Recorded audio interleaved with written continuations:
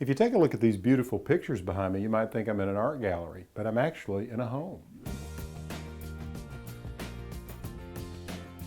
Hey Arthur.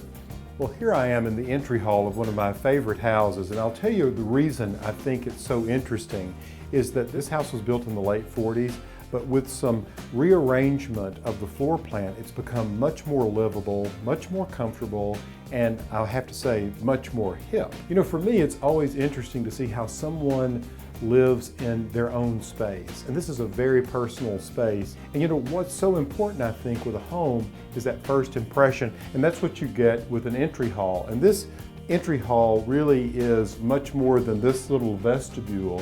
It runs the full length, and I want to show you that in just a moment. But really, I think some of the elements that make this work and make it so successful include this transition from the outside to the inside. If you look closely at the floor, the same slate or stone is used out here as is used here inside the house itself. And if you look at the color of the exterior, it's a dark neutral color, and you come in here, you have a neutral color, but it's much lighter. So speaking of color, just take a look at this stone.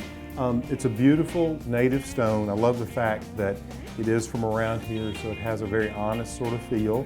I love the juxtaposition of this to these warm hardwood floors.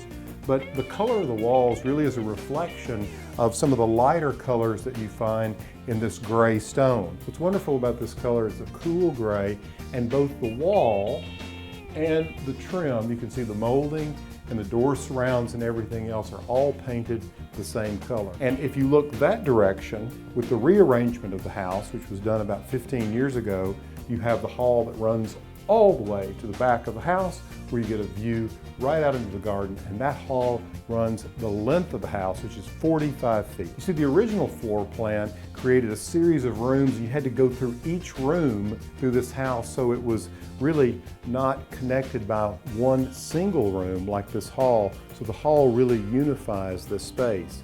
Now, let's go back into this space and talk about some of the features here. Even though this is a really small entryway, you can see here that there's an alcove cut in just wide enough for a chair. And there's recessed lighting in this space. On the opposite side of the doorway, you have a same size alcove with the recessed lighting in it as well. And you can see the art illuminated here on the wall, and how this art works so beautifully with this piece of French furniture, this small love seat. Now, in this space, when you walk in the door, it's illuminated with plenty of light. You have light here on either side, these side lights, and you have a window here. But what also helps amplify the natural light in this space is the mirror.